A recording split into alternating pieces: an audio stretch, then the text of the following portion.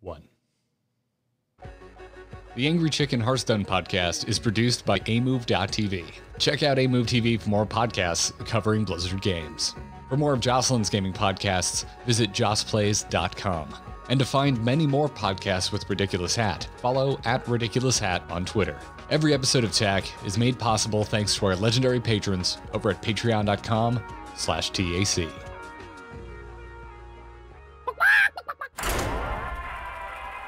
Time's up. Let's do this.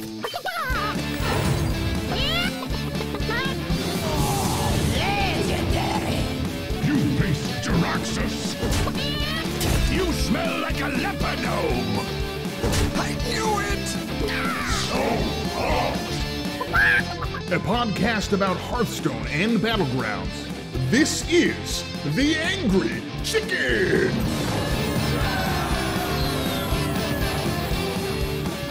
Greetings and welcome back, everyone. This is indeed TAC. I'm Garrett, here as always with Jocelyn and Ridiculous Hat. Do we have a show today? Oh, it's a good one. It's a good one. Do we have a show today? I mean, wait. Shoot. Should I not be here? I mean, you were here. Supposed to be here? What day is this? Hat was here. I figured we should do a show. I mean, if it's not TAC Day, what else? Responsible for anything. If it's if it's not the Angry Chicken Day, what else would you like to talk about? I mean, I would love for an excuse to talk to you two about random other topics. I thought you were gonna have something like right off the top of your head, and I was like, "Oh, okay. So now this is a blank show." Okay, I'm going on vacation. I won't be here next week, everybody. I will be back. I am not leaving the show. I'm going to Key West, one of my favorite places in this world. How do we feel? What are our opinions on tropical drinks? What's your favorite tropical drink? We can do a podcast about that. We could do we could fill a podcast with that. I could probably do a year's podcast about it. I could fill my belly with that because I want a tropical drink now. I mean, hold on. Let's deconstruct for a moment. We're going to talk Hearthstone. Bear with us, dear listeners. Let's deconstruct that sentence as if you were literal. If you actually filled the full contents of your belly with tropical beverage, I do feel like A, there'd be a lot of brain freezes along the way, and then B, you might feel a little sick afterwards. A little queasy. And maybe just the mere whiff of fake coconut from Sentan lotion may send you over the edge. Yeah, I would say for these reasons that taking this literally might be a dumb thing to do, but that's just me. I mean, you said it. It just happened to be in my direction. Yes. Anyways, my favorite tropical drink that I would imbibe, not literally to fill my stomach, is a caipirinha, which is a delicious beverage. I actually have no clue what that is. So it's the national drink of Brazil, and it's made with cachaça, which is sugarcane liqueur. It's very nice. Ooh, That sounds fancy. super fancy. Yeah, it's really just like a rum adjacent beverage, and it's very nice. Rad. And you drink it with a straw, and then you get drunk. I'm a sucker for a very, very, very, very, very well-made pina colada. I'll just drink anything. I'll just keep drinking them. Yeah. Yeah, we know, Jocelyn. We know. I've been to Like, if you guys BlizzCon want with your you. fancy stuff, I'm just like, psh, put a little umbrella in it, and I'm good. I've been to BlizzCon with you. The listeners at home have watched our live from BlizzCon videos. They are aware. They are aware you will drink anything.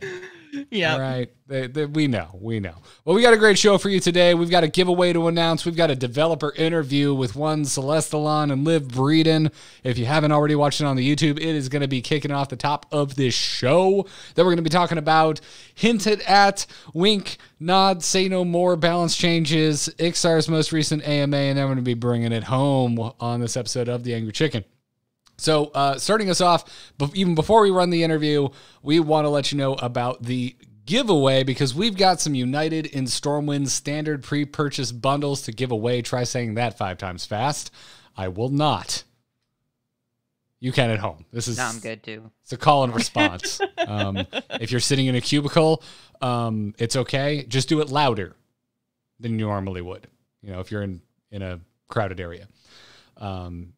But whatever the case is, Jocelyn, as you are, I think you missed the last giveaway, but usually you do all the damn work for this. Anyone who's ever won anything we've ever given away, you should thank Jocelyn and also Blizzard for giving us these codes. But Joss, what's going on this time? How are we giving away these codes? So we're doing what we've done in the past. We're using Gleam. So if you guys already have an account over on Gleam, and if you've already done stuff like, I don't know, follow us over on Twitter, or, you know, maybe you've attached your Twitch account, then you already have entries. And it's super easy. All you have to do is go over to Gleam and then click a whole bunch of checkboxes and you're done. There's also some Patreon options this time around. So you can go and visit our page over on Patreon at patreon.com/tack. And also go and follow the wonderful Ridiculous Hat, because he's a new addition to the show. So yay, Hat! If you follow Hat, you're already in. And want to be very clear. Not already. You have to go check the box. But. and you don't have to be a patron. You just have to visit us. Just take a look. Yeah, you just have to visit it. Listen, this is going to be the shortest timeshare presentation ever. Take a look. That's it. You're done. You're out. But maybe you like the place. Maybe you like the paint on the walls. Maybe you like the lack of popcorn ceiling. I know I would. Oh, my house is full of that crap. The bedrooms were de-popcorned, but the main living area has a vaulted ceiling. I'm never getting to that. It's never going to happen. It's nightmarish. So anyways, yeah, go enter to win one of these United and Stormwind Standard Pre-Purchase Bundles. I'm even stumbling over it. And plenty of time to enter. We'll remind you in weeks to come. But hey, while we mentioned the Patreon already, we should mention again and thank our lovely patrons supporting us over at patreon.com/TAC. It's just an opt-in way to support us here. If you like what we're doing, if you like our Hearthstone coverage, and maybe we inspired you to try a new tropical beverage this weekend. You know, it's not always about Hearthstone here on the Angry Chicken. We just tried desperately to keep it on the topic of said digital card game. It has tradable now. We could call it a TCG. But if you like what we're doing, you want to check us out and maybe support us with $1 or more, your choice. Check out patreon.com/TAC. And thanks to our most recent patron, Cool Story, Babe, which I can't help but say as if I was being dismissive of my significant other. Cool Story, Babe. I love this name. That's wonderful. Thank you so much for not only supporting us, but also having a really fun name to say. So I'm just waiting for Katie to open the door and be like, what'd you say? I like to think that they like came in and they're like, oh, I like this podcast. Cool story, babe. And babe. Oh, you took it a more like positive angle. I've never been someone's babe. I mean, we are babe. I've had pet names. I will not tell you what they were. But I feel like that's a stretch goal. I do have a price. Yeah, I have a price. Everyone's got a price. Were any of your pet names Daddy Kalthas? He likes Daddy KT. Thank you. But we don't confuse that with Kel'Thuzad?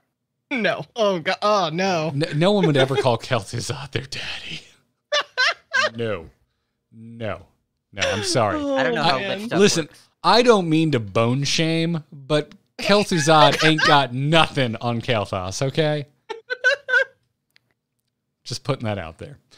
And I'm also going to put this out there, our wonderful interview with developers from the Hearthstone team, Celestalon and Liv Breeden. We'll see you on the other side. Enjoy, everyone.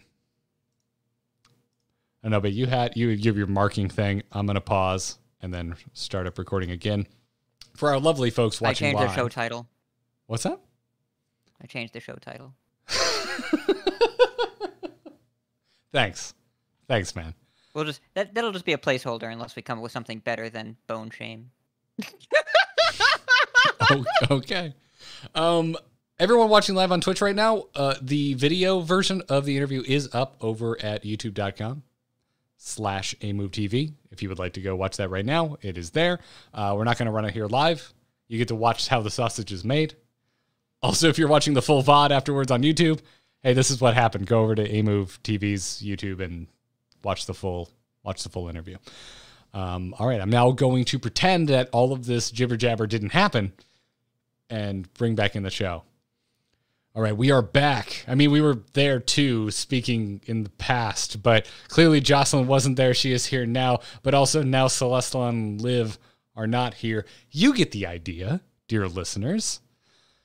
Smooth segue. Appreciate it. Also, now that we're in this part of the show, I can now say my favorite tropical drink is a sulfurous slammer. Oh. Now that we've traveled forward in time. You didn't want to do a call forward?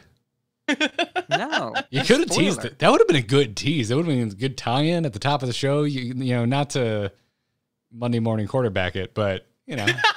But I want people to did it wrong. experience. I want people to experience the joy of hearing the voice lines for the first time, much like you did and like I did. But also, your joy was better because you had no idea that bit was coming. And by the way, both the ridiculous hat scheme and the being interrupted by Tiki Lord Rag scheme, that was all Celestalon's ideas. He's a brilliant mastermind. I think I said that in the interview. I want to reiterate. I was a pawn in his schemes. I keep a more ridiculous hat hanging behind me in this frame setup. You can't see it, but I, for a half second, thought about getting up and running and grabbing it. And by the way, for the audio only listeners, that totally was lost on you. We never explained it in the recording, but Liv started the call with a ridiculous hat on, and then Hat and Celestalon both donned ridiculous hats at the beginning of that, which is why if I sounded confused and then Hat made reference to Blink-182, that was because no one informed me of this, which was the joke. And then I put a hat on sideways. I hope you enjoyed this explanation 30 minutes after you heard the confusing joke. But Chad's hat was a Baneling. It was funny. It was a good hat. Adorable. I want that hat. And it kept getting green screened out, which was even better. Oh, God bless Zoom virtual backgrounds. Hey, Blizzard, could you spare like $20 and send out some green screens? Like that'd be great. That'd be virtual backgrounds in Zoom. What are we doing? A webinar for a high school? What's going on here? But yeah. What high school did you go to? I'm talking about modern day, man. Well, I don't know what the kids do these days. I guess they have their virtual Zoom backgrounds and their Clearly smartphone you do there. not. Well, I mean, kids these days probably have like some sick, dope Twitch setup. And then like the teachers look... I wonder if it's like a boomer to have a no green screen. They're like, "What? Oh my God, what a boomer. Doesn't even have a green screen and a bunch of LEDs in the background." Something about every single call that I get into, people are like, "What is going on in your office?" I'm like, "Yep." Yeah. I know that feel. There was that meme going around last March of like that one coworker that now you know streams. Yep. And you're a little scared to ask what kind of stream. No shame, by the way. I mean, maybe they're a really overly aggressive game streamer and just like, oh, I don't like when people yell. So, anyways, a big thanks again to the Hearthstone team for putting that interview together. Josh, I have to know, what'd you think of Tiki Rag? Because I was already sold from the art. Okay, so I was like, I loved your bit, Hat. It was really, really well done. I had a really good time watching it. And then it got to the part with the voice line where Rag says, oh my God, I can't even, I'm losing it. Like the line about setting someone on fire and they'll be warm for the rest of their life. It's kind of messed up if you think about it. Oh no, it's super messed up. It's really messed up, but in a hilarious fashion. And I'm just like, of course the Lord of Fire, the unstable elemental, would say that. I love it. It's so good. Oh my God. And it's so okay good. because he's wearing a Hawaiian shirt. So like that makes it okay. Yeah. By the way, the person that wrote my lines, Celestalon. Oh, but you didn't even write your own lines? He said, "You will be participating in a skit. I am sending you your line shortly." I said, "Yes, sir." Okay, so I messaged you and asked you like what prep went into this, and you didn't tell me that. Were you saving this story for the show? Because that's amazing. I love that you were just handed a script. I was trying to export the entire Discord chat log, and then I got distracted because I was at work and definitely should be doing things that were more productive, and then I never did that. But yes, it was expertly planned by... It was designed, one could say, by one Celestalon. Yeah, the whole thing. Well, thank you. So all I was told was Celestalon was like, "Hey, are you going to ask about Tiki Rag?" And I was like, I mean, I wasn't planning on it. He goes, "You should ask about Tiki Rag." That's all I was told. That was it. And I was like, okay, he's probably got some. Oh, I think this is fine to say. He said he might make an appearance if you mention Tiki Rag. And I go, did Chad or Liv do the voice for Tiki Rag? At no point in my mind did soundboard. Costumes. Yeah, at no point in my mind did soundboard. Yeah. So I just realized we're basically doing a podcast commentary track right now. Yeah. Absolutely. Should just run this over top of the interview. The first message I got, I will quote this word for word. I understand this is opening up our private DMs. It's the only one I will quote. The first message I get from our friend is, "What can we do to troll Garrett together tomorrow?" That was the first message I received. So I want you to be aware of what the intentions were. My entire life, I have been an easy mark, so this does not surprise me. My whole life is just effort was made here. Screwing with me. Yeah, I appreciate this one. Like, effort went into it. It was fun-spirited as opposed to mean. So, yeah, thank you. That was great. It was a good time. It was a good interview. Hope you enjoyed that, everybody. Rag voice lines. We did get Rag voice lines. Which is really cool. We got a feature on Out of Cards. That's so dope. Shout out to Out of Cards for featuring us here at the Angry Chicken for the Ragnaros voice lines. And again, shout out to Team 5 for putting this together. It means a lot. Like, that kind of stuff is really cool. Like, when they come and they're like, hey, here's a bunch of voice lines in a bit. That's awesome. That means people are going to watch. They want to know what Rag's going to sound like. That's such a cool little exclusive. Really appreciate that. I also really appreciate our sponsor this week, Honey. That's right. They're back sponsoring this episode of The Angry Chicken. And listen, if you're out there going, what's Honey? Well, first of all, you can go to joinhoney.com/TAC. That's /TAC. Real important for us and find out. But it's about shopping online. We all shop online. I would assume you're listening to this. You must be somewhat internet literate, unless you found the random pigeon I send off with a USB copy of our episode every week. Congratulations. That pigeon made it far. But hey, if you're shopping online, you've seen that promo code field just taunting you. Much more effective than Hearthstone taunt, too, because you're just sitting there going, I wanted to go face, but I really want to save money. But I don't know what to put in that code field.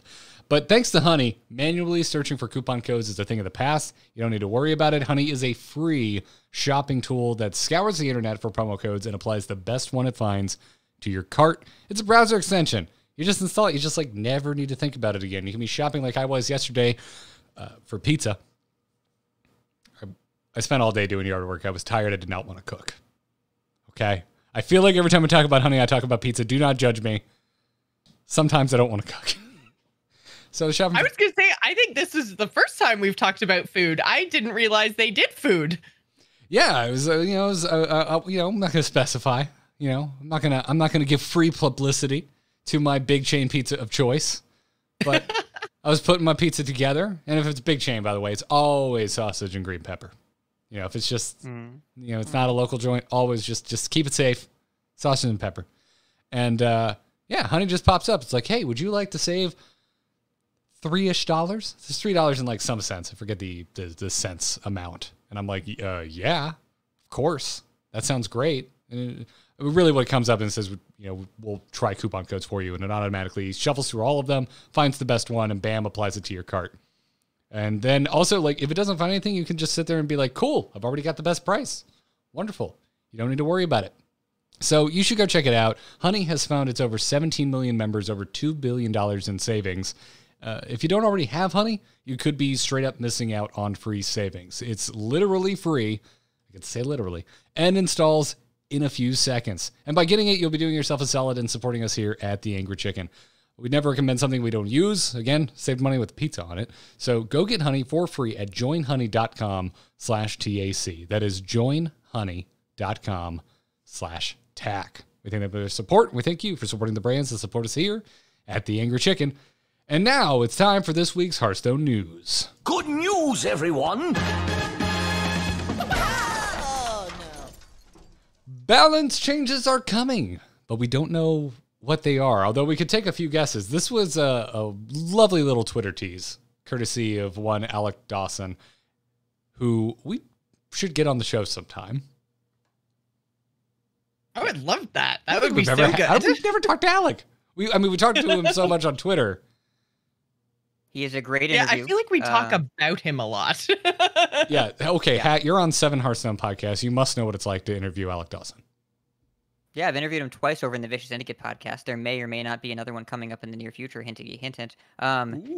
Yeah, he's a good dude that makes the game good. I could give more specifics, but I mean, he was on the Golden Wisp podcast before this. Like, he ran his own podcast that in many ways constitutes kind of a spiritual successor to, because it was very tournament focused, and we're less tournament focused now, but still like have that same idea. Very well spoken, and he's been working on Hearthstone for a while now. He's leading the final designers. He does battleground stuff. He's in, like, every time there's a video, it's just every BlizzCon there's more Alec stuff. Like, he was there to talk about the core set and there to talk about balanced stuff, and then like the battlegrounds video came up and it was just Alec just talking about battlegrounds. Like, I don't know what he doesn't do, and I don't know if he knows what he doesn't do. So he also tweets about balance changes that are coming this Thursday, and he gives us a tease a week early. So should I just read this tweet? Should I read it? Yeah, just read the tweet. But tweet. Could you do it in your Alec impression? No.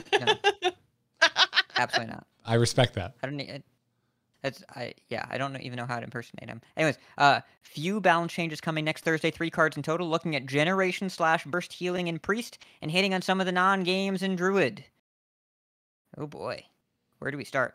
Start with Druid or not Druid? Let's start with Druid, because we've dumped on Priest enough. We're not done, but we've dumped on Priest enough. Enough to where Maybe we should we'll be done on Thursday. Pause it. We should pause the Priest dumping, and let's start by talking about what, in God's name, we think, quote unquote, non-games in Druid means. I feel like it's got to be gibberling, right? Yeah. Like, yes. Yeah. Because, Yes. I mean, when they have the perfect hand, and I'm assuming when they talk about non-games, there's going to be some specific games of Druid where there's just nothing your opponent can do. And what comes to mind when I think of that is a Druid with gibberling. I know there's a whole controversy I don't want to get into of how you actually say this nerfing card's it name. So we don't have to pronounce it anymore. Yeah, That's why they're exactly. nerfing it. Wait, there's a controversy about the pronunciation of gibberling? Oh, it's a thing. It's the GIF it's- thing. And now I'm all in my head about it, and I don't remember how I'm supposed to say it. Yeah, Kajitar nailed it. Yeah, I think of it as gibberish. So that would be a soft G, as opposed to GIF, because the first G is graphics. So, factually, wait, it's I have GIF. a pronunciation guide. Jocelyn, it sounds like this, okay? Just say it like that. Oh, there you go. Okay. Okay, so I think is getting a nerf. Very good. Very good. And it's because when you have on one with a whole bunch of 0 mana spells, like say the coin and lightning bloom and all of the other shenanigan things they can do, you can get a whole big huge board of, even 2/2s or 3/3s or whatever, and it's turn freaking 1, and then your opponent goes, okie dokie, then concede. Because I mean, really, there's nothing you can do at that point. So that to me, that's what I think of when I hear non-game, is when I, as the opponent, just don't get to do anything. So to me, that's kind of been, it comes from the, but it could very well be. Oh, I'm committed to this 100%. I'm enjoying this. Every time Jocelyn makes a weird noise, just assume she's meaning gibberling. Yes. Because I already forgot that was a thing, and you just scared the hell out of me. I love it. So, Oh, Garrett, she's talking about. Oh, she's talking about. Yeah, exactly. All right, cool. I'm just making sure we're all on the same page. I feel responsible for the de-evolution of this show over the past few months. That, like, last week we couldn't stop making jokes about male genitalia, and now we're just making noises, and it's content. Okay, all right. No. All right, mini tirade time. We're getting back to in just a second. But last week, got a couple tweets, couple comments. They were in good spirit. People laughing like, oh my God, there was so much innuendo in this episode. And I'm just thinking to myself, have y'all listened to Tech? Yeah. We may not linger on it as long. Now there's just one more person to notice. Yeah. But every time you've ever listened to an episode of Attack and I'm talking, seriously, by the way, and not meaning to make a joke, and you just hear Jocelyn go, that was a penis joke was I know how to inferred. fix this. I know how to Giggling fix this. since 2014. The secret that what we do is we have one episode where jury comes on and people remember what it's really like, and then we go back to normal and it's like, oh yeah, this is just tack. That's a good idea. Yeah, we should have them back on. We should have them back. Yes, we were I'm gonna blow him up right now. We were planning to have Brian Brushwood on to promote his new show, World's Greatest Con, but it was the #1 trending podcast for so long, it was unnecessary to come on this podcast and promote it. Yeah. By the way, great show. Definitely worth listening to. And also, if you're listening to Podcast Period, you probably already listened. But if you're not, you should go rectify that. Very good show. Actually, like legit. Yeah. When we were making no money, I already got paid for doing the album art. There's nothing here other than my admiration for the product they created. But back to the gibberling. For the love of God, I need to try and restore sanity to this conversation. Yeah, I'm with you. I haven't. It's the minion that makes things go. Yeah. I haven't conceded that early that to the same thing consistently in a very, very long time. But it does happen not at a rate that I think is that I would use the word broken. I wouldn't label it that. I wouldn't bust out my broken stamp and stamp it on the gibberling. But it's like that meme where it's like I'd have 3 nickels, which isn't a lot, but it's weird that it's happened more than once. Like that's how I feel about the gibberling combo with Druid. And my eye also turns to Lightning Bloom because that card enables so much of this insanity. But Alec sorta specified non-games and Druid, so that's why I'm immediately turning back away. Lightning Bloom, I'm giving you the finger. Like, die in a fire. I'm done with that card. But you can play it in Shaman. It's fun. I am aware and I do. Gibberling, I do. The thing about Gibberling, you compare that card to Kolkar Pack Runner. Very good card. Kolkar Pack Runner is Gibberling, except all the minions have Rush, and you can never get to the point where your board gets full and there's no spell burst and like it goes away. And still, Gibberling is so much better. It has the Druid support, but also 1 mana is not 1 less than 2 mana. 1 mana is half as much as 2 mana. If Gibberling was 2 mana, you couldn't play it turn 1 without using your coin or your innervate first, and it would just be so much less powerful. And that's likely the direction that I see them going here. Because if the only thing keeping a card in check is that it doesn't happen enough times, and the only reason that it's not broken is that it's inconsistent, that is not a great gameplay experience, because when you're getting blown out, you know how inconsistent it is. You're like, well, this only happens 2 out of 10 games, so I must feel great about getting killed on turn 3. No, you don't have to feel good about that. You shouldn't feel good about that.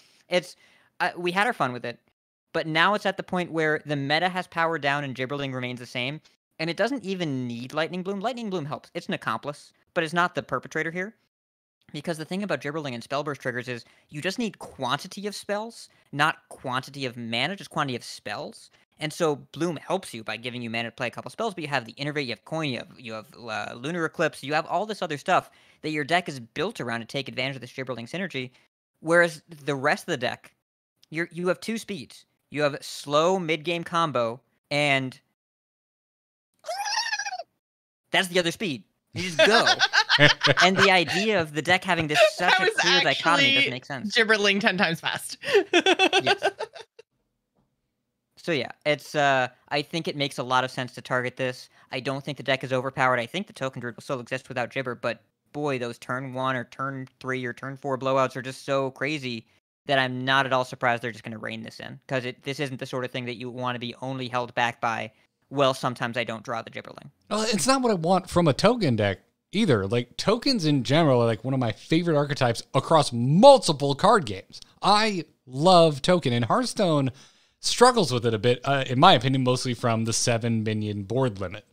Something like Magic the Gathering, where that's not a concern. Yeah, that's like the reason I originally fell in love with tokens from Magic. And so when Hearthstone, this is why I have such a fond memory of the GVG meta, and we got what forever ago now, it feels like Regis like shamed me for liking the basic mid-range paladin, but that's because it was the closest thing I had seen up to that point with like to a classic, what I would consider like MTG token based deck. But when I say I like token, it doesn't mean I like killing people on turn 3. Like, that's not what I want I want a wide board of little things that have longevity, that just keeps applying pressure. That's death by 1,000 cuts, as opposed to... Odd Paladin. You're an Odd Paladin. Yeah. I hate that that's a good example, because it was so overpowered, but you're absolutely right. Odd Paladin was kind of the evolution. Okay. How about Ungoro Bloodlust Shaman? The Ungoro totem, like with the Primal Fin I like that one better. Yeah. Now, Ungoro, no. Yes, sorry, I had to think about this. Journey to, yes, 100%. Yeah, that's a better example. Yeah. Thank you. Thank you for not making me just double down and say, Odd Paladin was healthy for the game. Odd Paladin was like, the good part was the token part, and the bad part was press the button every turn part. And so the totem shaman, the shaman that started with T and ended with a consonant in Ungoro, where you bloodlusted people. That one, you just had a deck full of crappy minions that you just made a bunch of over and over again. Your hero power actually was relevant because you were constantly threatening bloodlust, and like you would coin out Primal Fin Totem and they would have to kill it, or you would make it was a 0/3 that made a 1/1 at the end of every turn. It would keep making totems and tokens. I'm gonna mix those up repeatedly. Well, we're talking about shamans, so there were totems involved. Yes, there were tokens and totems and tokens of totems, and you would just evolve all of your 2-mana minions into 3-mana minions, and that was crazy at the time, even though you were turning your 2/2s into like 3/3s, and it was like, whoa. Yeah. Big deal, though. It was entertaining. But again, when you have a board of 5, 6, 7 minions, that's 5, 6, 7 more attack that just got added to the board. And then you bloodlust and they die. Exactly. Yeah. I will push back on Lightning Bloom a little bit. I think they've actually done a good job of Lightning Bloom because there's a magic number they have to be careful of with Lightning Bloom. That 7 versus 8 is such a huge deal for Druid. And so with Shaman, you notice that they don't really have a lot of good 6 and 7 mana stuff, but they also don't have Wild Growth and Overgrowth. So if you distance the stuff up past the 5 mana mark, then Bloom becomes a little bit less powerful than Shaman. In Druid, you have to go further. Guardian Animals at 7, completely busted. Guardian Animals at 8, playable, but not insane. Same with like Cenarian Ward. They got rid of Overflow, the heal everything for 5, draw 5. 7 versus 8 when you've got Bloom and Overgrowth at the same time is dangerous. And so they just have to take the power away from the stuff that's really broken when you bloom it out by nudging it a little bit later in the game. They put the power in Bloom instead of the power in the spells themselves, and they make those a little bit weaker to account for it. That's doable. That's manageable, and it gives both Shaman and Druid some push and pull of like, I want to include all these soft ramp cards, but they only give me a temporary boost. The overload really matters on Bloom. They've managed to find a way to make it mostly healthy, and anything that takes advantage of it in a major way, they nerf, so that they can keep the mana generation tools there. I do like that approach for now, not forever, but for now. But Overgrowth rotates out next year. I think that'll be fine. Bloom rotates out too.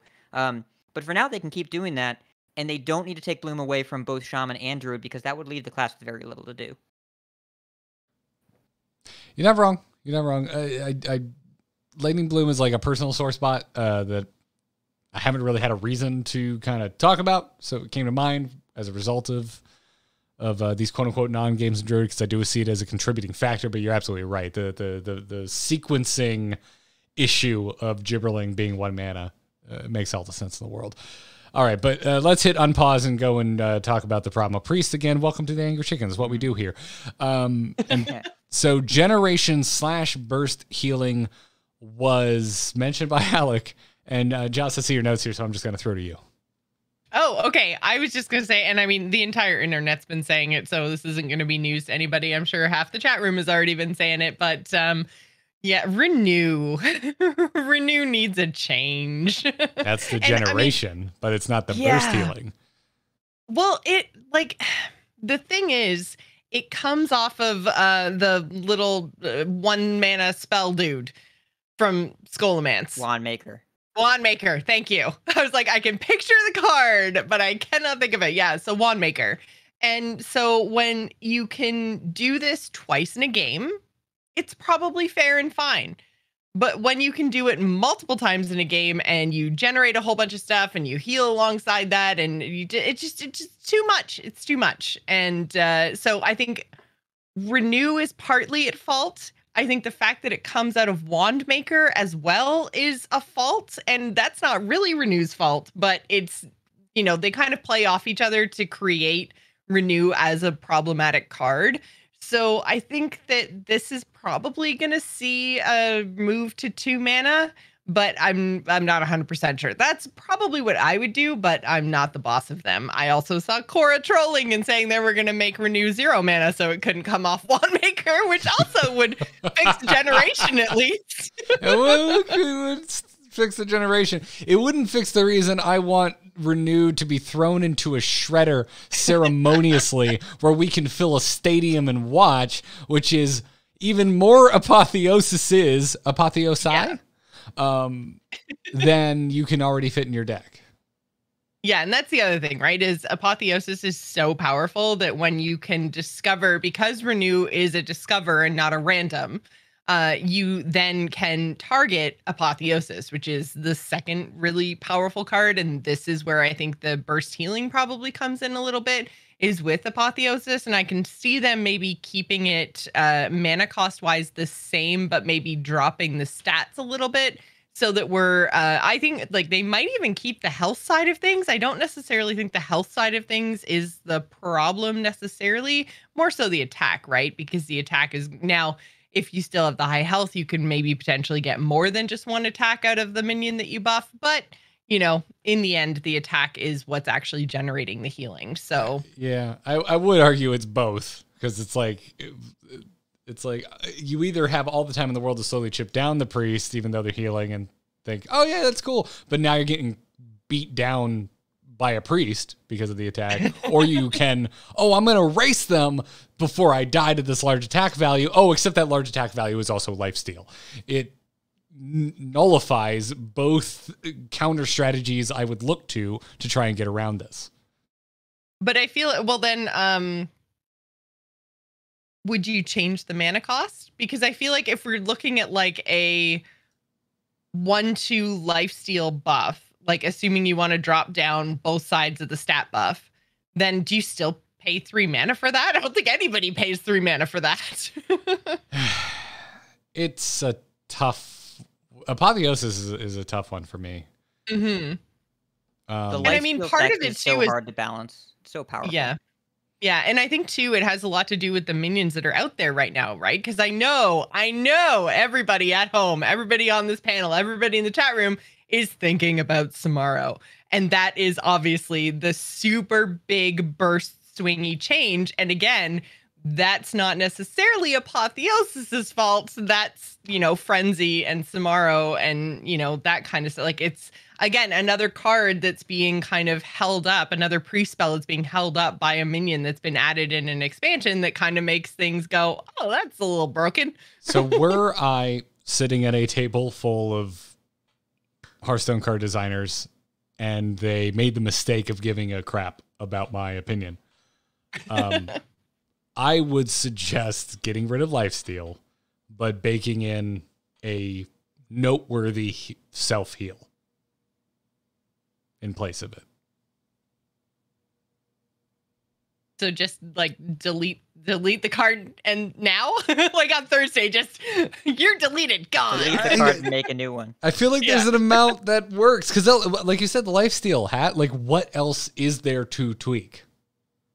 So the lifesteal is like, this is on brand for Priest, and you want to have some kind of healing. And Apotheosis has been a good card, perhaps even at times a demoralizing card through most of last year, but it wasn't quite as bad as now because of the specific Samuro interaction and also Xyrella interactions. 4 mana minions that kill all your stuff and gain them a bunch of life. And Apotheosis is above rate for the current standard year. It needs to either cost more mana or give fewer stats because you want Priest to have lifesteal, but you have to balance it. Right now, there's this really significant tension. Basically, if you're playing an aggro deck, every minion Priest plays has taunt, because if you don't kill that minion, then they get to apo it and undo the damage you just did, and then you have to undo more by trading into it. So if you make the mana cost and apo more, then you make the investment into that minion bigger. They have to start the turn with a minion so they can play apo, or they have to have a smaller minion that they play with it and pair it with the apo. And both are reasonable. This, I think we were talking about the Elec mount last week, that I think the reason why it's a lot more balanced, because 7 mana is so much to spend. They have to start the turn with a minion or play something really small and then taunt it up much later in the game. However, the Apotheosis Samuro interaction is so powerful that you have to at least get rid of a point of power.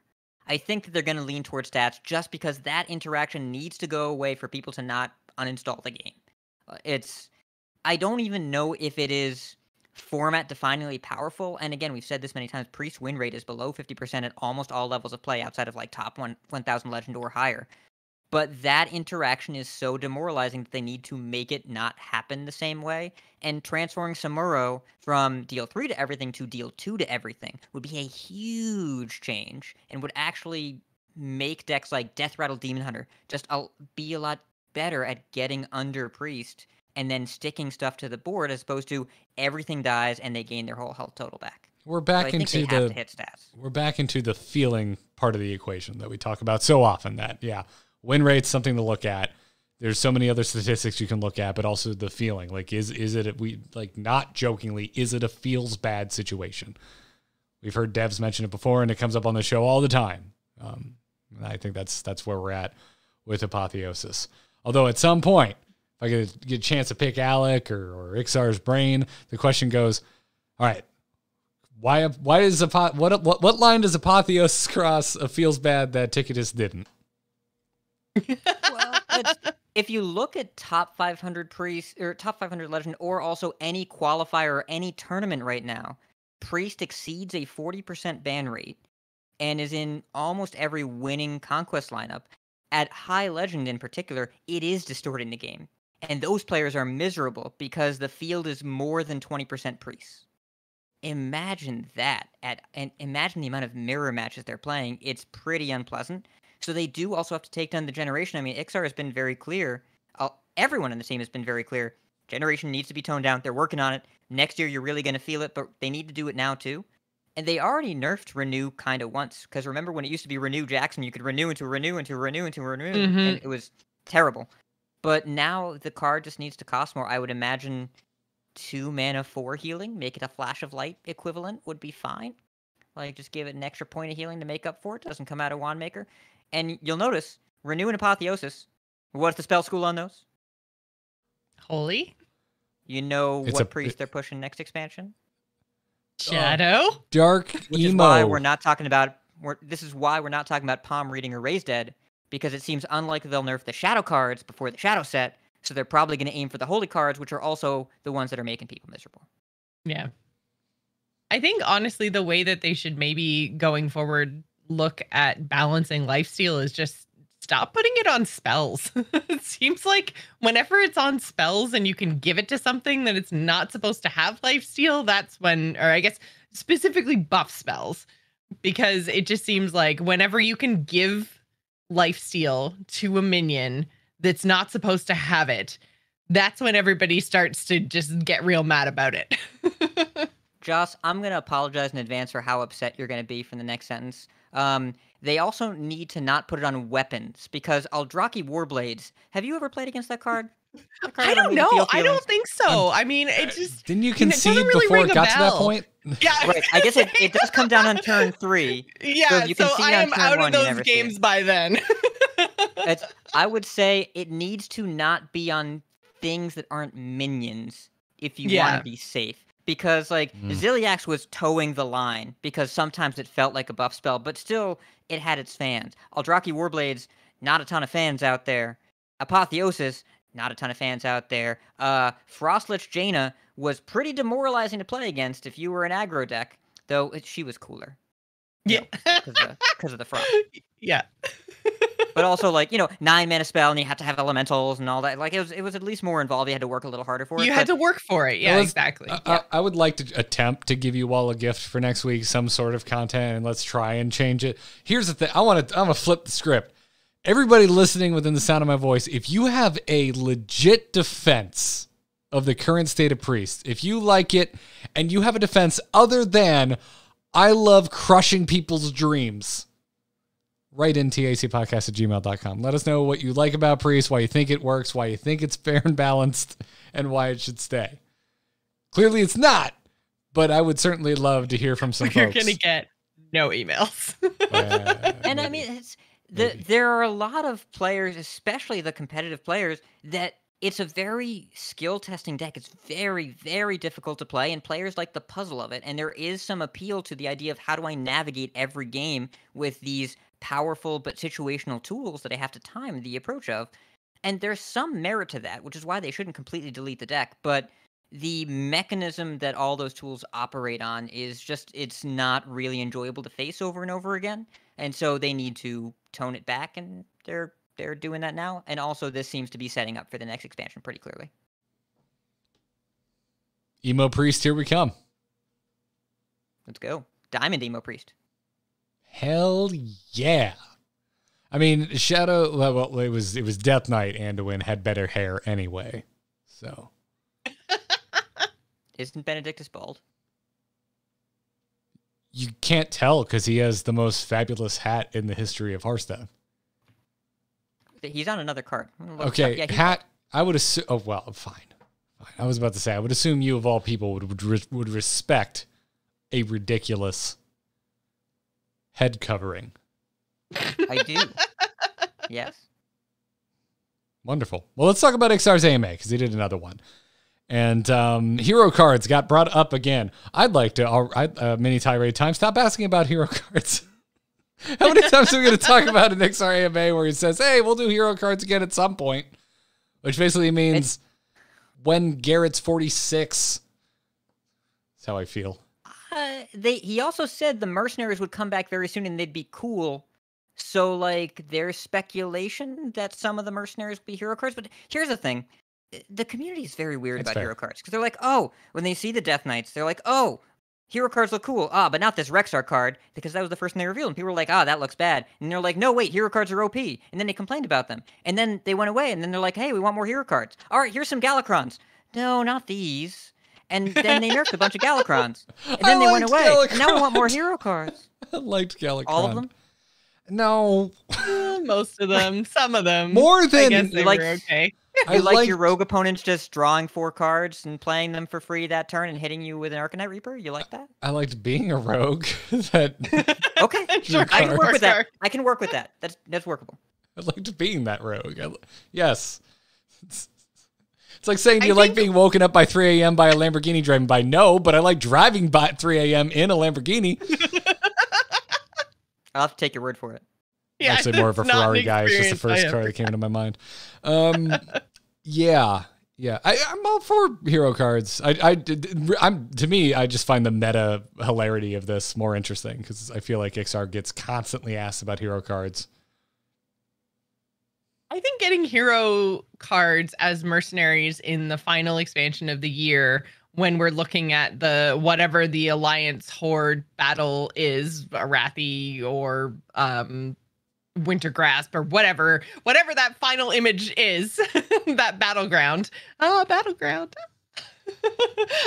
But whatever that final image is, when we get to that expansion, if they decide to do hero cards there as mercenaries, I think that that's probably a really good idea because it's the last expansion. If they're either broken or if they're Rostacon's Rumble and totally unfun, they're going to be gone really fast. So I think if they're going to experiment again with hero cards, last expansion of the year is the time to do it. So, I mean, that's when the Galakrons came, right? So, yeah. I think that's the right time for them. I do wonder, is it going to feel weird to, like, turn 1 Rokara quest, turn 3 play Rokara, and then turn 7 or whatever play my Rokara hero card? Become Rokara.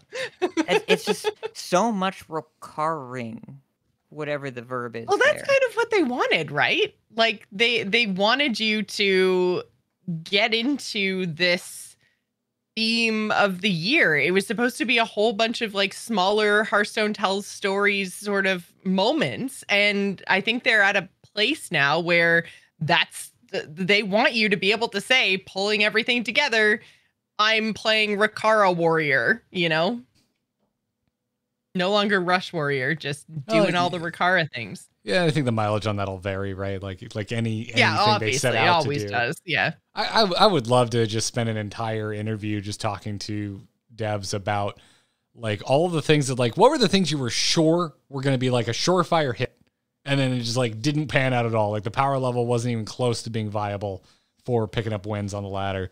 Like I'd love to hear about all of that. Like why they thought it was successful and why in their eyes it didn't land. But yeah, it's an interesting bit. Yeah, I mean, yeah, if Ricard becomes a star, that's what we're gonna start calling the deck.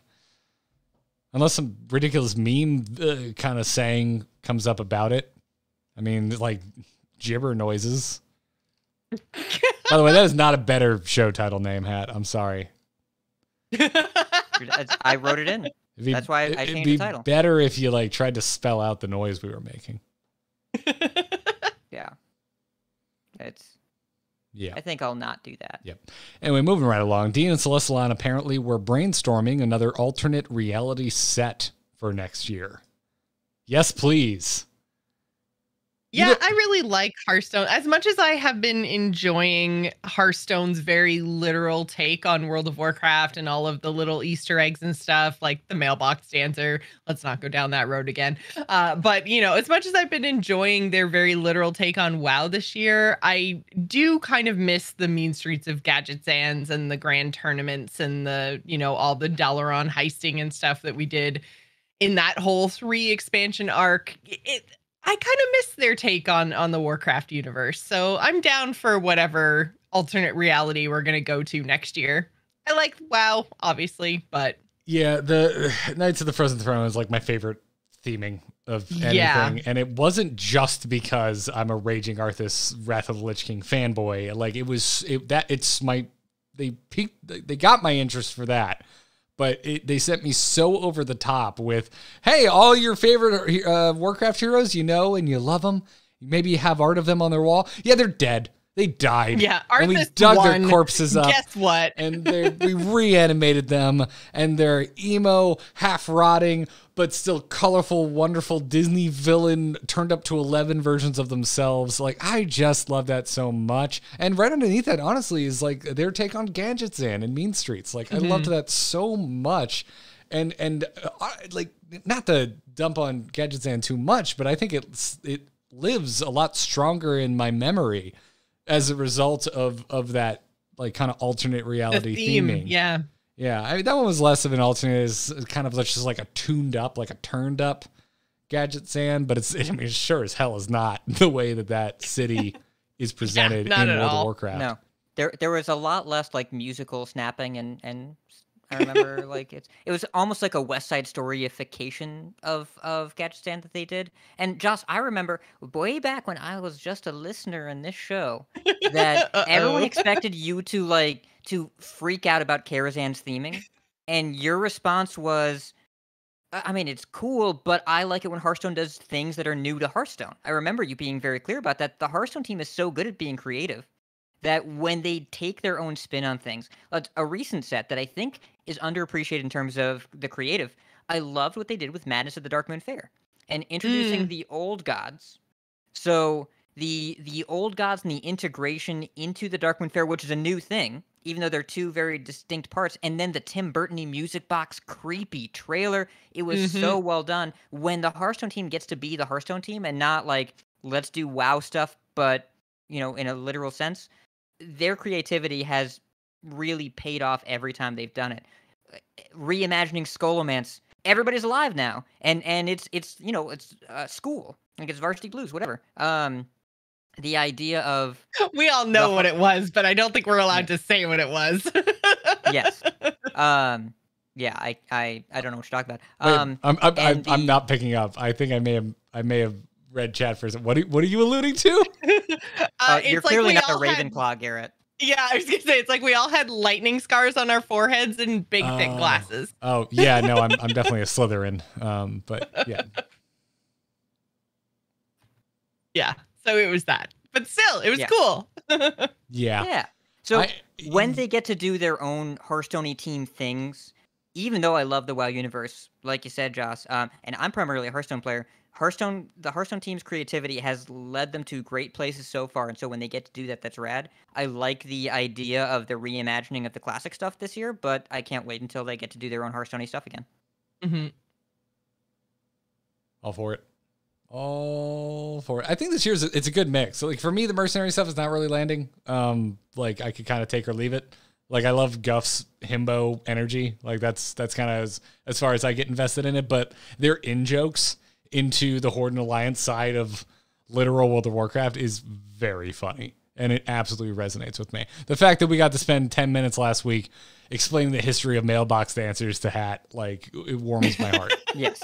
That is true. I have enjoyed enlightening the Hearthstone community into some of the World of Warcraft, because I know, like, as someone who came to World of Warcraft later, I had to have all those things explained to me as well. So, you know, I remember probably a lot more clearly than a lot of people, because I came to the game when it was already 8 or 10 years old. Like, you know, I think that there's definitely that sense of discovery and that love of sharing the world with new people. So I very much have enjoyed this year of being able to kind of enlighten people about what it's like to play World of Warcraft and be a part of that community. And I think Hearthstone is doing a really good job of bringing World of Warcraft into the card game.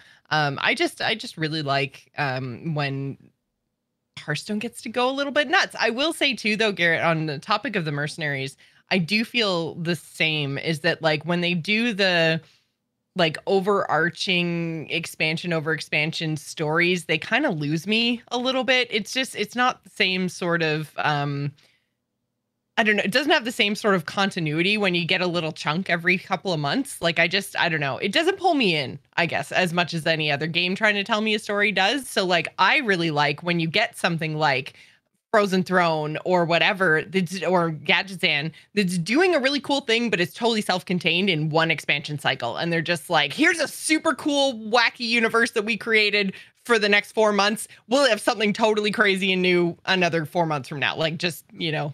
I have nothing eloquent to add to really this. Cool. I like that. Because I could go either direction as long as like I like it. As, like it's what I'm trying to avoid is saying I don't care as long as it's good, because I like versions of That's both. kind of mostly it, though. Like, I also don't love the cohesive narrative, and I found the Descent of Dragons trailer in particular, like, I liked the production, but it was a bit noisy for me. It was hard for me to follow. Loved the Galakron's Awakening puppet show. Huge fan of the puppet show. And like the Rise of Shadows cinematic, which was kind of like the scheming and you know, all the bumbling League of Evil villains. You know, they're good characters, so I like seeing them in action. But yeah, the self-contained stuff has gone so well that it's been kind of fun to see it. And then they do callbacks, and callbacks are cool. Like Whispers of the Old Gods to Darkmoon Faire, or Boomsday Project. The flavor was okay. But, you know, it was being kind. Self-contained. Yeah, it was okay. Yeah, like, but I think like Rise of Shadows maybe could have like just been its own thing. Like, it could have just been. Boy, 2018 was a rough year for Hearthstone. And then we stole Dalaran, and then we flew away, and that could have just been the end of it. Yeah. Thank God for Battlegrounds. I'm looking at 2018 Hearthstone right now, going, boy, I needed anything else. Boomsday into Rastikon's Rumble was a rough time for this game.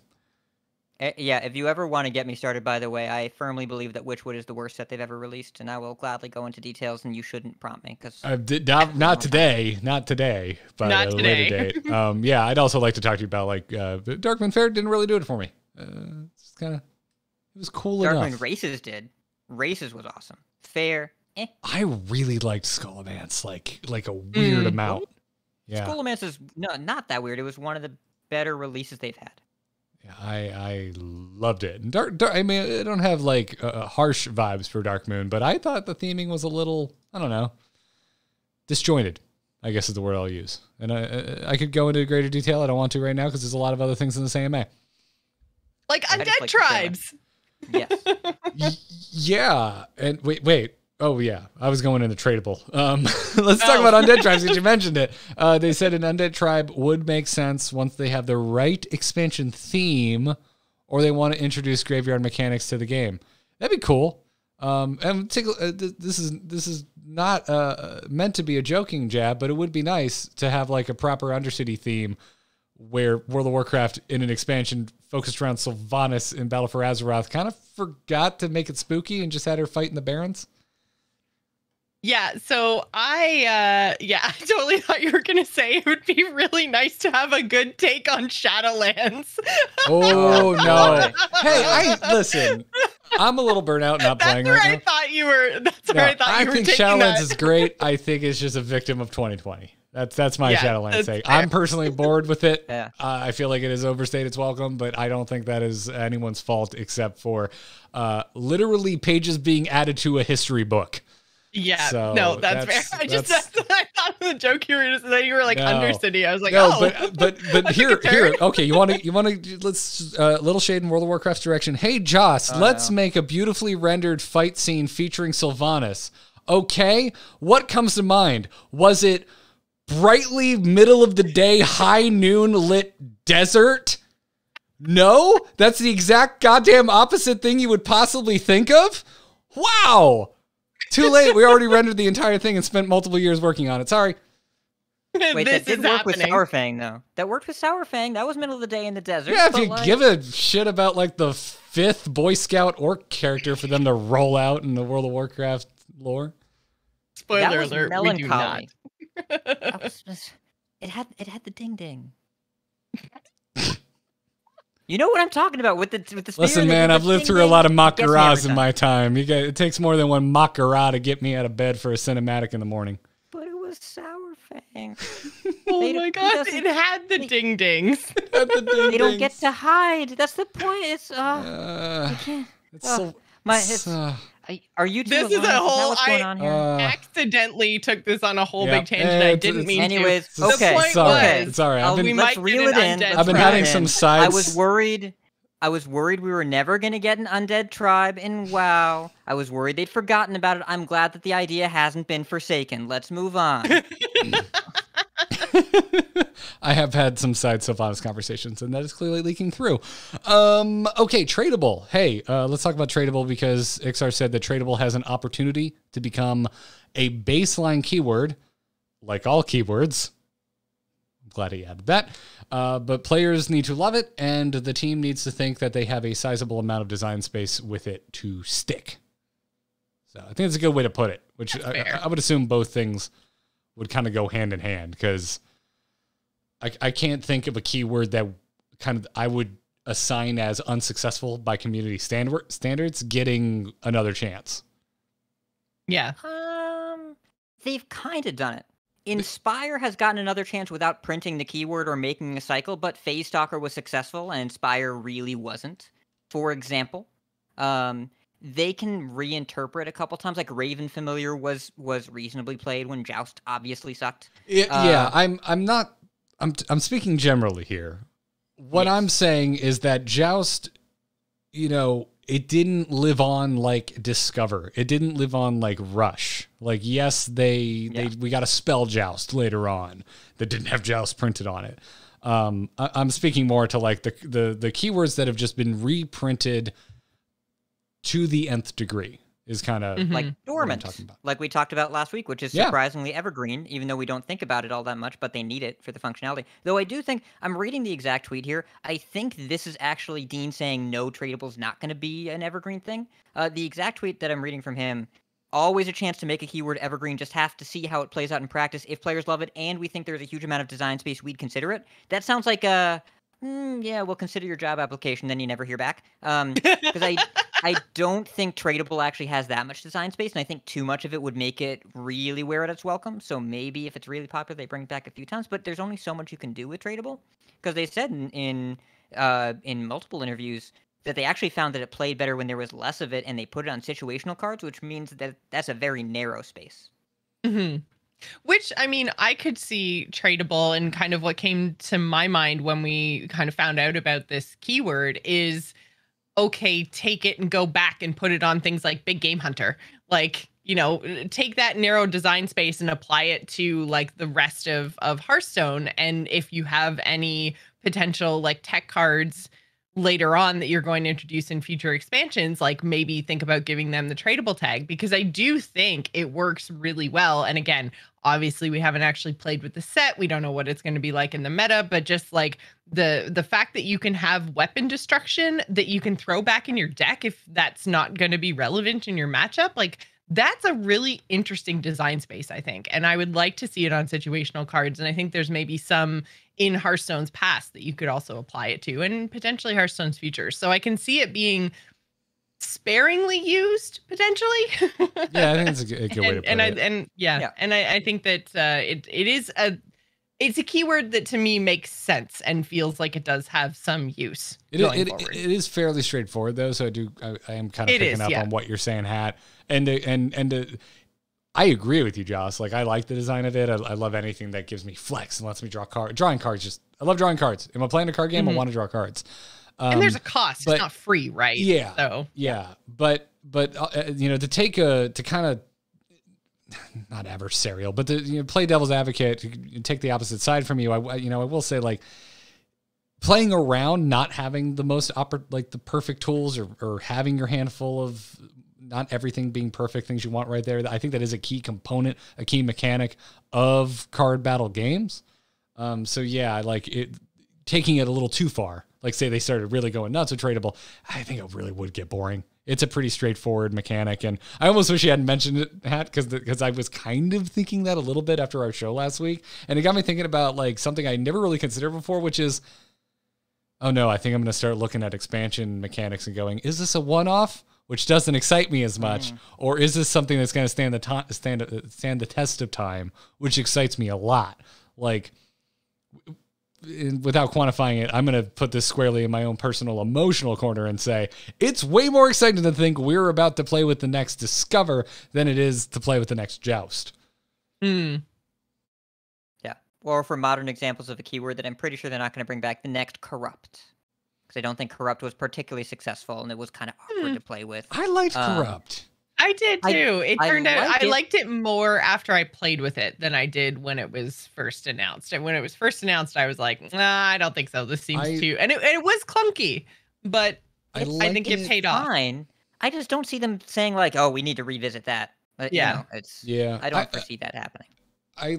Thematically, I think it works with like shadow classes. So like Warlock and Priest. Sure. I would like to see Corrupt revisited.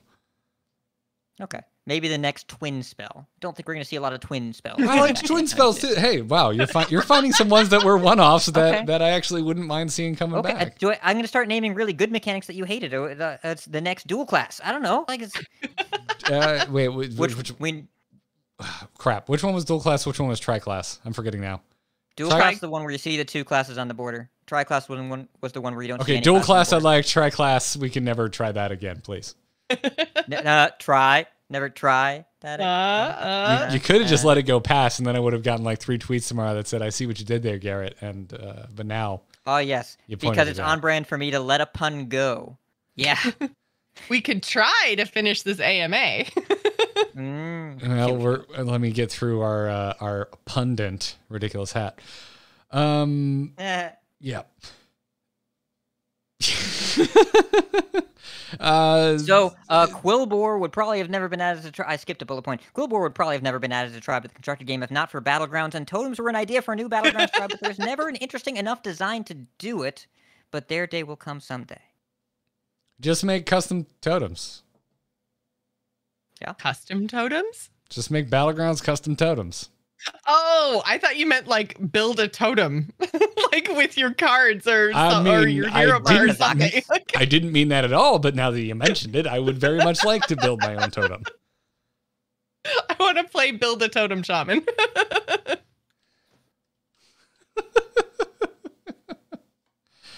Yeah, that'd be such a I want Warcraft licensed potato head toys where I build my own totem.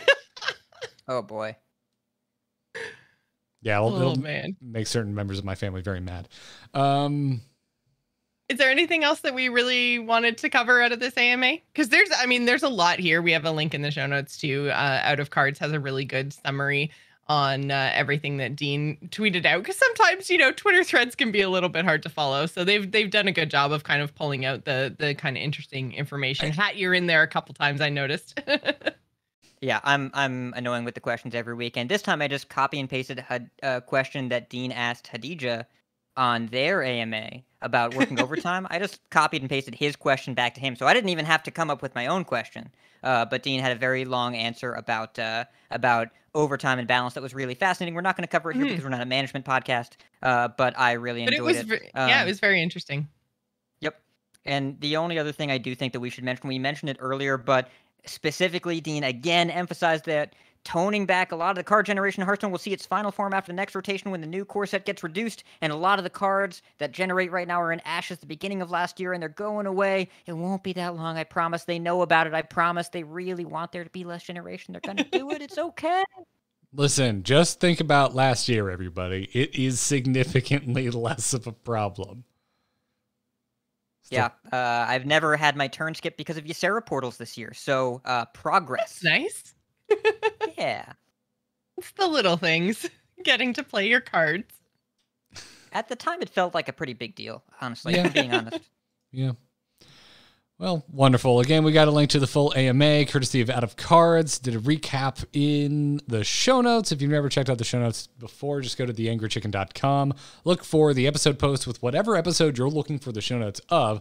There's always a Google Docs link at the very bottom of the blog post, and there you will get to see the same exact notes that we used to make this podcast today. It's also like a little bit of behind the scenes. You can see how anal retentive I am with the formatting of type. It's a lot, you guys. I have to be so careful. Yeah, you don't. I will happily change it without mentioning it at this point. Anyways, thanks to everybody for listening. Thank you for downloading the show and giving us your ears or your eyes if you're watching on video. And to the shout out to the Twitch stream. But also thank you to our patrons over at patreon.com/TAC for supporting us. If you want to get some perks, like access to our patron-only Discord, it's a wonderful community, and also an ad-free version of the show, you can go to patreon.com/TAC and support us. Those are perks. Everything that just left my mouth is something that every single patron of The Angry Chicken gets. So whatever you give, $1 or more, it is up to you. You can enter whatever you'd like over on Patreon. You will get those perks. So we thank our patrons, and check it out, patreon.com/TAC. And while I'm dishing out thanks, we want to thank our producers, Declan H, Cheesy Bob, and Jeffrey D. If you want to be a producer, check out the Patreon. Other than that, I already mentioned theangrychicken.com. You can follow the show at TAC Podcast, and we're live Mondays at 8 p.m. Eastern Time on twitch.tv/AMoveTV. I am leaving for vacation, actual freaking vacation. I'm looking forward to it, so I will not be here next week, but Joce and Hat will be here holding it down. Thank you, guys. And before I go, Joce, where can folks find you? You can find me on Twitter and Twitch. I'm at Joce Plays. That's JOCE Plays. You can also check out my general gaming podcast over at The Gamers Inn. And don't forget, go and enter our Gleam giveaway for one of 5 amazing, not untied, united in Stormwind standard bundles. Thanks very much to Blizzard for giving us those codes. And again, the giveaway link will be in our show notes. Also go to theangrychicken.com. All right, Hat, where can people find you? You can find me at RidiculousHat.com, which redirects to twitter.com/RidiculousHat, which is where you can find me. That's kind of a circle. I do Hearthstone podcast, CoinConcede.com, episode 300 this Thursday. We're going to have something cool over there. Congratulations, man. Thank you. Yeah. Also, I have been there where you're Very like, convincing. that's, Joce, Yeah. how many 100th episodes have you done? Because I've done at least 4 with you. And That's true. after the first 100, that's how they go. Oh, shit. It's a new 00 episode? I guess we should do something. Will Okay, happen. I have something that I don't want to spoil it is certainly cool. I just am avoiding spoiling. It's a cool thing. You did a very good job of avoiding spoiling it because I thought you were seriously having the thing that usually happens to me, which is I don't have a plan. Yes. No, there was a plan, and it has hopefully come to fruition. We'll know in 3 days. And then ViciousSyndicate.com, where that we do a data-driven look at the standard metagame, and that is working on something else for next week. We'll see what happens. No episode that ends in 00, though. We're just going to talk about Hearthstone. Yeah. Nice. That's my spiel. Nice. Find Garrett, Alec what about you? eventually at Vicious Syndicate, apparently, because that was teased earlier. I'm Garrett Art on Twitter. You can follow me on there. I might also give my Instagram a gander because I'm going to be in Key West for some time, which means if you want pictures of actual chickens, you can follow me on Instagram at Gare, Gare_GW. You don't get to call me Gare. That's what my cousins and my brother calls me. But there you go. That's my Instagram. I don't advertise it very often, but since I'm going to be off the show for a while, and I basically only live on Instagram when I'm taking a break and taking some personal time, That's where you can find me. Other than that, this show and every single other one that I produce can be found at amove.tv. I would recommend you go and check out Into the Nexus, the podcast about Heroes of the Storm, the game that is still getting updates. We are in the throes of a new balance patch. We got to talk to the newest balance designer on the Heroes of the Storm team, which you can go listen to right now if you go subscribe to the Into the Nexus podcast. That's going to do it for this episode of The Angry Chicken. Thanks again for listening, everybody. And until next time, job's done. Job's done. Job's done. Leaving in my car because I can drive to the Keys, yeah.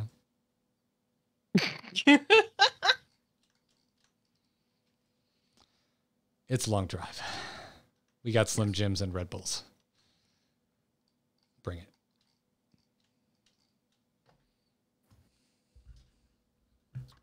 Burr. How you doing, chat? How you doing tonight? Y'all were good. If you haven't seen the interview and you want to see it in video form, I should have a link ready before I started introducing that like I had a link ready. I'm going to go to YouTube and go to your channel. And then I'm going to click this link, and then I'm going to paste it in here and go, bam, look at that. It's a developer interview where you can hear all the Tiki Rag voice lines. You can also see some ridiculous hats. Yes. It's true. Plural. They are there. Yep. They are. I don't know why I did that voice. Alrighty then. Well, everybody, I'm going to bring the stream down now. Thanks so much for hanging. These two will see you next week. Yes. And Garrett will enjoy his vacation. Yay. Bye.